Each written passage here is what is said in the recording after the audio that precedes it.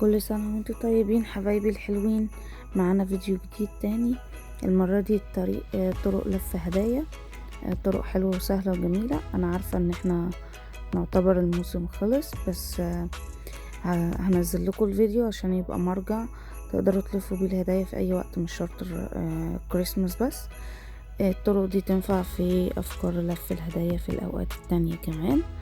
يا رب الفيديو يعجبكم، ما تنسوش تعملوا لايك وشير، ولو لسه ما اشتركتوش في القناة اعملوا اشتراك وسبسكرايب.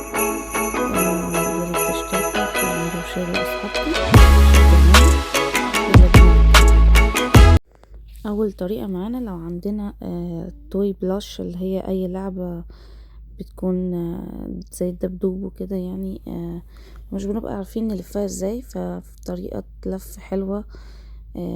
هاتي ورق التغليف وجيبي خدي جزء، اقطعي جزء كبير يكون يقدر يغطي الهدية كاملة. بعدين الزقي اللزق مع بعضه واقسمي الورق كويس. وبعدين تعالي من تحت اتنيهم كده لفوق. خدي جزء يعني على قد الحجم بتاع اللعبة من تحت، عشان يعني خدي جزء كبير على قد حجم اللعبة. اقسميهم لفوق، وبعدين اعمليهم مثلث كده من النص، مثلثين. وبعدين ابتدي الزقي بقى الورق من كل ناحية. احنا كده بنعمل ورق التغليف كأنه شنطة. لو مش عندك شنطة فده هيبقى كأنها شنطة تغليف، تقدري تحطي فيها اي لعبة زي الدباديب والكلام من ده بطريقة كويسة، من غير ما تبقي مزنوقة ومحتاجة شنطة لو مش معاكي شنطة وكده. بعدين هنيجي من فوق بقى نعمل لها شكل كويس. هاتي الورق سوري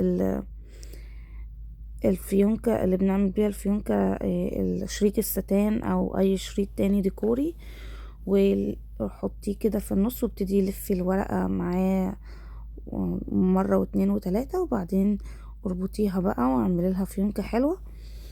بالطريقة دي هتكوني عملتي الهدية، غلفتيها بطريقة حلوة، وفي نفس الوقت بقت كأنها ايد شنطة من فوق تقدري تمسكيها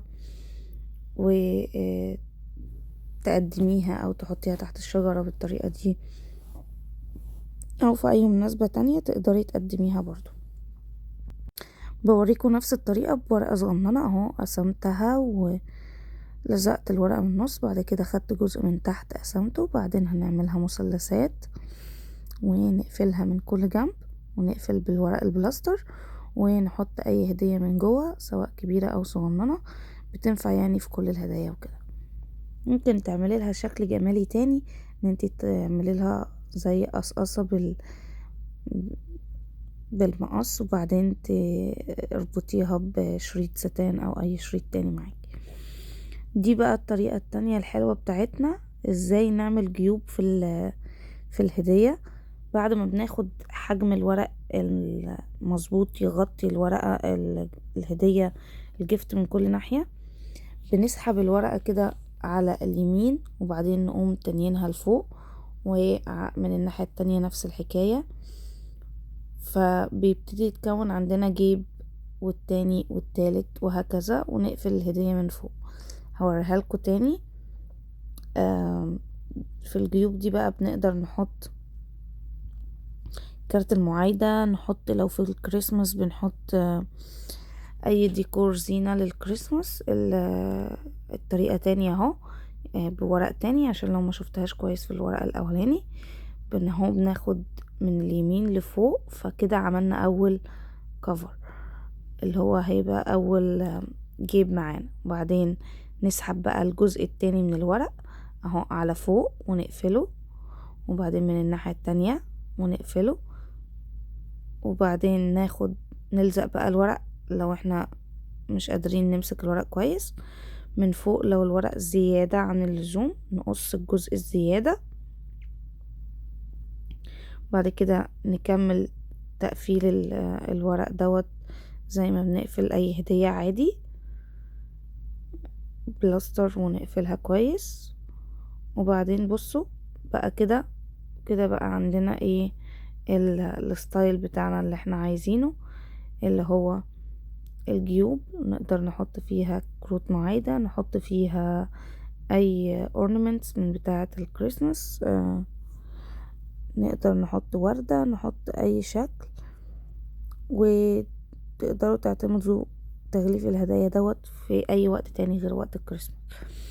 الفكرة التانية، بعد ما نغلف الهدية نجيب شوية خيوط، ممكن تستخدمي خيط كروشيه، ممكن تستخدمي اي خيط تاني عادي زي التواين او الجوت واين وان اللي هو بيدي فورم ستايل هاوس. بعدين ربطت واحدة اورنمنت فيها بما اننا في الكريسماس. لو مش كريسماس ممكن تحطي اي تعليقة تانية مناسبة لصاحب الهدية، سواء بنوتة او ولد حد كبير، وهكذا. بوريكم اشكال تانية ان تقدروا تحطوا في الجيوب اشكال تانية. هنا هوريكم ازاي نربط الفيونكة. بصوا، بناخدها كده بعد ما بنحطها من قدام بنلفها، بعدين بنعكسها من ورا كأننا بنربط حزام، بعدين بنيجي ناخد بقى الجزء الباقي من قدام ونلفه ونطلعه من تحت، وبعدين نقوم رابطين الفيونكة عشان تبقى مربوطة كويس. اهو هنعملها مرة كمان. بصوا شايفين، بنعكس الشريط الستان من ورا عشان يبقى معقود كويس، ما يفكش مننا واحنا بنربطها، فتفضل الفيونكة ثابتة جوه على الهدية. لو محتاجين تتعلموها اتفرجوا عليها كذا مرة. انا بوريها لكم تاني اهو. بصوا، نعملها ان احنا بنلفها بالعكس عشان نقدر نلف الهدية كويس. هعملها لكم بالتصوير بطيء عشان تبقى سهل عليكم تشوفوها. بعد كده بنربط بقى، نلفها على قدام تاني، وخديها مرريها من تحت كده من اول الجزء التحتاني عشان تبقي برضو ثبتي الخيط زي الشريط الستان زيادة انه ما يفكش. وبعدين اربطيها في يونكة عادية. لو جزء طويل بقى نقص. بصوا، اعملوا زي مثلث كده منها او اتنيها وقومي قصها من فوق على فوق كده مثلث. انا وريتكم في جزء من تحت وبعدين قصيت الجزء اللي من قدام. المفروض يكونوا على قد ما نقدر الشريطين من الناحيتين متساويين في الطول. فكده وريتكم طريقة فيونكة، طريقة الخيوط الكروشيه دي، طريقة الورق السادة اللي هو البيج ده نازل موضة، وبتقدري تعملي منه اشكال كتير وتحطي التاتش بتاعك في الهدية. هنا بقى نعمل حاجة كيوت كده للاطفال. هنعمل دبدوب، فرسمت عينين باللون اسود، وبعدين هجيب ورقة ابيض، عملت دايرة صغننة شوية وهلزقها باللزق، ونعمل مناخير، ونعمل له كده عند الخدود حتتين حمر كده عشان يبقى شكلهم شيك. وجبت حتة ورقة تانية قطعت منها جزء للودان وجزء للرجلين، ومشيت عليه بخط ابيض كده عشان يبقى مدي رسمة اكتر للودان، وقطعت حتتين صغننين للودان وحطيتهم في النص. هلزق بقى الودان والزق الرجلين وثبتهم. ورقة تانية برضو من الورق باللون البني دوت، هعملها زي الريندير اللي هو الغزال بتاع السانتا سلاي. فهنعمل الانتلرز. انا ممكن تستخدموا ورق وممكن تكتفوا بالالوان بس. بوريكم برضو فكرة تانية ان احنا ممكن نرسم على الورق دوت، سواء الورق اللي باللون البني او لو جبتوه ورق ابيض او لون اسود، ساعات بيبقى فيه اخضر. الفكرة ان انتوا هتغيروا اللون اللي بترسموا بيه الرسم عليه، ساعتها تقدروا ترسموا وتعملوا كل الرسومات اللي انتوا عايزينها. الموضوع بسيط وتقدروا تحطوا التاتش بتاعكم والفكرة بتاعتكم. لو عايزين نعمل نلف هدية على شكل اسطواني زي الشمعة مثلا، او لو حتى ازازة اي مشروب، بتلفوها اللفة دي، وبعدين من ورا من تحت ومن فوق قصقصه كده داير ما يدور الورق، عشان يبقى سهل ان انتوا تتنوه فوق الهدية وتلزقوه، ما يبقاش عامل اي كلاكيع او شكل مش لذيذ. بعدين عملت زي المروحة، ودي سهلة جدا بنعملها من صغرنا بالورق، وهبتدي الزقها فوق الرسمة فوق الهدية عشان تدي شكل ديكوري كده حلو للهدية. ممكن تعملوا فيونكة برضو هوريها لكم، فيونكة بالورق اهو دلوقتي، وتلزقوها من فوق الهدية بدل المروحة اللي عملناها على شكل ورد. الافكار كتير ومختلفة وحلوة، وتقدروا تبدعوا، وممكن تعملوا ورقة فيونكة بالستان، يعني زي ما تحبوا على حسب التاتش اللي انتوا حابين تعملوه. هنعمل فيونكة بالورق ازاي؟ تقدروا تستخدموها باي ورق زي ما انتوا شايفين كده. بنقص جزء زي حوالي زي دايرة تخينة سنة، نص دايرة، وبعدين بناخد على الضيق، وبعدين بنوسع تاني، وبنيجي في الحتة الضيقة خالص كده اللي هو اصغر مقاس، بنعمل فتحة صغنونة بالمقص مش للاخر من الناحية دي، ونيجي الناحية التانية عكسها، يعني هنقص من الناحية دي من فوق، يبقى نروح للناحية التانية نقص من تحت عشان نعرف نقفلهم في بعض. وبعدين بالبلاستر كده نلزق الفيونكة. لو عندنا الدبل سايد تيب اللي هو اللزق اللي بيكون من الناحيتين، او استخدموا الجلو العادي او المسدس الشمع اي حاجة. وبوريكم مرة كمان اهو هعملها لكم تصوير ابطأ شوية عشان تشوفوها اسهل.